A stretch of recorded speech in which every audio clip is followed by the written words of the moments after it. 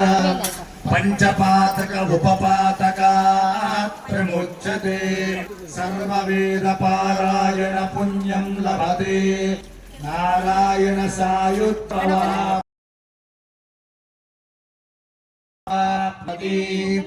एवं वेद सहनावतु सहनो भुनक्तु सह वीर्यं करवावहै तेजस्विनामदीनमस्तु मा विद्विषावहै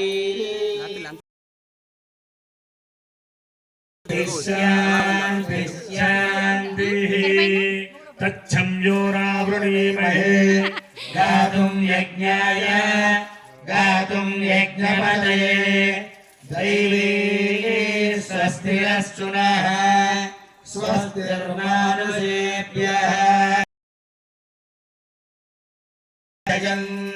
सन्नो अस्तुद्विपदे सञ्चरुष्पदे ॐ शान्ति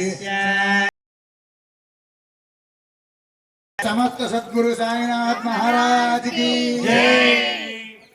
యజమాన దంపతులు మీ స్థానాల్లో కూర్చోండి స్వామి. హోమం దగ్గర అలాగే అభిషేకం నిర్వర్తించిన వారు యాగశాల యజమాన దంపతుల చేత హోమ కార్యక్రమం ముగిపోతుంది.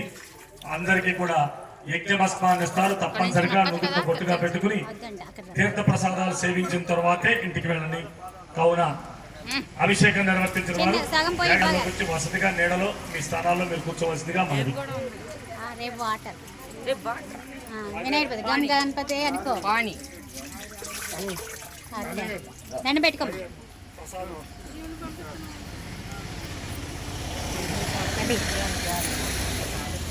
గట్టి పట్టుకో.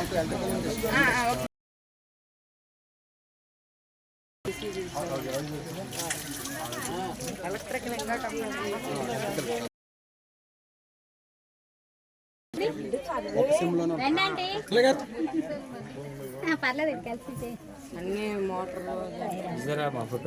తీసేవండి. ఇదిగో తీసుకురా మా బాబు. ఇదిగో ఈయన మా బాబు అండి, చిన్న ఆయన పెద్ద ఆయన.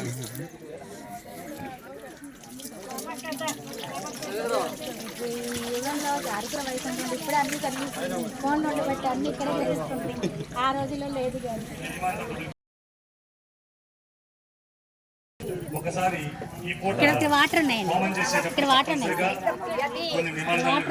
చేతు జీవితాంతం వైదిక కర్మలు జరిగిన ఇంచుమించు ఏ నిబంధనలు అడ్డబొట్టైనా నిలువబొట్టైనా చుక్కబొట్టైనా ఏ ఆగమం అయినా సరే నిబంధనలు మారు. అగ్నిహోత్రుడు అందరికీ అగ్ని దగ్గర చేయవలసినటువంటి నిబంధనలు ఎక్కడా రాకుండా. ఇక హోమం యొక్క ప్రాధాన్యత ఏమిటంటే ఇందాకే మనం చర్చించుకున్న అగ్నిహోత్రుడు ప్రత్యక్ష దేవతగా మనకి ఇచ్చేటటువంటి సమస్తమైనటువంటి ఏవైతే పదార్థాలు ఆయా దేవతల యొక్క పాదాల దగ్గర నివేదన ఆయన మనకి అవునా ఆయన దగ్గర ఉన్నప్పుడు మాత్రమే ఆయన్ని అనుష్ఠించాలి. కోరిక లేదనుకోండి, మనకంటే గొప్పవాళ్ళు ఎవరు లేరు. ఈ కోరికలు ఏమిటి అంటే సామాజికంగా ఇప్పుడు ప్రతిష్టాపన కార్యక్రమం నిర్వహిస్తున్నారు. అధిదేవతల ఆలయాన్ని నిర్వహించినటువంటి ఉంటారు. వారు అందుబాటులోకి రావాలి. వాడి యొక్క చల్లటి చలవతో ముందుగా రాబోయేటటువంటి సమస్యలు ఏమంటే నివారణ సుభిక్షంగా ప్రతిష్టాపన